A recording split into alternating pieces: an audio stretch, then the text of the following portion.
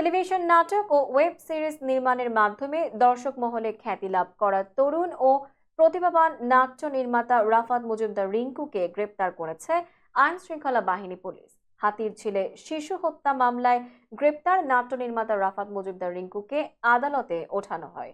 গুলশান থানায় হওয়া একটি হত্যা মামলায় সোমবার রাতে তাকে গ্রেপ্তার করে গুলশান থানা পুলিশ।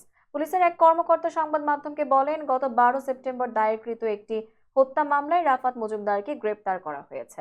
ঢাকা মহানগর উত্তর ছাত্রলীগের সাবেক সহসভাপতি তিনি।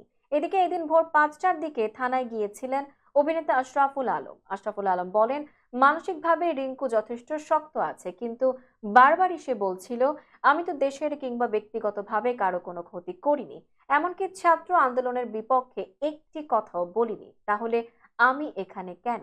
রিংকুর গ্রেপ্তারে ফুঁসে উঠেছে নাট্যাঙ্গন। ফেসবুকে প্রতিবাদ জানাচ্ছে প্রায় সর্বস্তরের নির্মাতা, শিল্পী ও কলাকুশলীরা।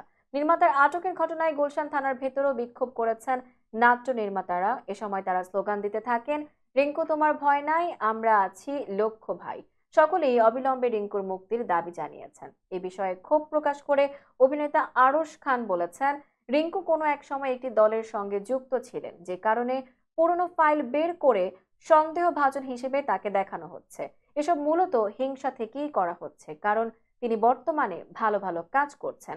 যদি এসবে হওয়ার ছিল, তাহলে আন্দোলনের থেকে কি লাভ হলো? প্রশাসন তো চেঞ্জ হলো না। প্রসঙ্গত, চলতি বছরের এপ্রিলের মাঝামাঝিতে বাংলাদেশের আইনে নিষিদ্ধ ট্রান্সজেন্ডার ইস্যু নিয়ে রূপান্তর নির্মাণ করে বিতর্কের সৃষ্টি করেছিলেন নির্মাতা রিংকু। ওই সময় অনেকেই তার এই কাজ নিয়ে সমালোচনা করেন। ফারহান আহমেদ জোবান অভিনীত এই নাটকটি নানা সমালোচনার মুখে এক পর্যায়ে ইউটিউব থেকে সরিয়ে ফেলা হয়।